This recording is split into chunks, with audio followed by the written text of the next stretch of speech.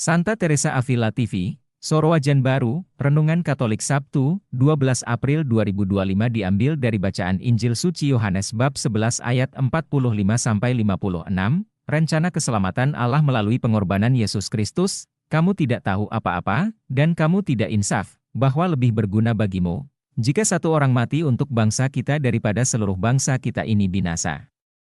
Yohanes bab 11 ayat 49-50, Firman Tuhan dalam kitab suci Injil Yohanes bab 11 ayat 45-56 menceritakan reaksi orang-orang Yahudi setelah Yesus membangkitkan Lazarus dari kematian. Mukjizat ini membuat banyak orang yang menyaksikannya percaya kepada Yesus. Namun, ada juga yang pergi kepada orang-orang Farisi dan melaporkan apa yang telah dilakukan oleh Yesus. Kejadian ini membuat para imam kepala dan orang-orang Farisi mengadakan rapat Sanhedrin untuk membicarakan bagaimana menangani Yesus. Mereka khawatir bahwa jika Yesus terus melakukan tanda-tanda seperti ini, semua orang akan percaya kepadanya, dan akibatnya, orang-orang Roma akan datang dan menghancurkan tempat suci mereka serta bangsa mereka. Dalam rapat tersebut, Kayafas, seorang imam besar pada tahun itu, berbicara dengan tegas. Ia berkata, "Kamu tidak tahu apa-apa, dan kamu tidak insaf, bahwa lebih berguna bagimu, jika satu orang mati untuk bangsa kita daripada seluruh bangsa kita ini binasa." Pernyataan ini, tanpa disadarinya, adalah sebuah nubuat. Kayafas tidak berkata demikian dari dirinya sendiri. Tetapi sebagai imam besar pada tahun itu, ia bernubuat bahwa Yesus akan mati untuk bangsa mereka. Yesus memang akan mati bukan hanya untuk bangsa Yahudi, tetapi juga untuk menghimpun dan menyatukan anak-anak Allah yang tercerai-berai. Sejak saat itu, mereka bersepakat untuk membunuh Yesus. Karena itu, Yesus tidak lagi berjalan terang-terangan di antara orang-orang Yahudi, melainkan meninggalkan daerah itu dan pergi ke daerah dekat padang gurun, ke sebuah kota bernama Efraim, dan di sana ia tinggal bersama murid-muridnya. Ketika perayaan Paskah orang Yahudi sudah dekat, banyak orang naik ke Yerusalem untuk membersihkan diri sebelum Paskah. Mereka mencari Yesus dan berbicara satu sama lain di bait Allah, "Bagaimana pendapatmu? Akan datang jugakah ia ke pesta?" Imam-imam kepala dan orang-orang Farisi telah memberi perintah, bahwa siapapun yang mengetahui di mana Yesus berada harus memberitahukannya, supaya mereka dapat menangkapnya.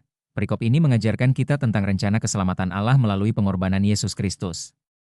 Meskipun rencana para pemimpin agama pada saat itu adalah untuk membunuh Yesus, Allah memiliki rencana yang lebih besar, yaitu menyelamatkan umat manusia melalui kematian dan kebangkitan Yesus. Kita diajak untuk merenungkan makna pengorbanan Yesus dan bagaimana hal itu mengubah hidup kita serta memberi kita kesempatan untuk hidup dalam kasih dan kebenarannya. Poin-poin refleksi sehari-hari. 1. Makna pengorbanan Yesus, renungkan sejauh mana kita memahami makna pengorbanan Yesus bagi keselamatan kita. Apakah kita menghargai kasih dan pengorbanannya yang telah memberikan kita hidup yang kekal? 2. Mengikuti rencana Allah. Evaluasi sejauh mana kita mengikuti rencana Allah dalam hidup kita. Apakah kita percaya bahwa Tuhan memiliki rencana yang lebih besar untuk kita, bahkan ketika kita menghadapi tantangan dan kesulitan? 3. Menghidupi kasih Kristus, bagaimana kita bisa menghidupi kasih Kristus dalam kehidupan sehari-hari? Apakah tindakan kita mencerminkan kasih dan pengampunan Tuhan kepada sesama? 4. Menjadi saksi kasih Kristus, renungkan bagaimana kita bisa menjadi saksi kasih Kristus di dunia. Apakah kita siap untuk berbagi kabar baik tentang pengorbanan Yesus dan kasih-Nya kepada orang lain? 5. Berserah kepada Tuhan, apakah kita berserah sepenuhnya kepada Tuhan dan percaya bahwa Dia akan membimbing kita dalam setiap langkah hidup kita?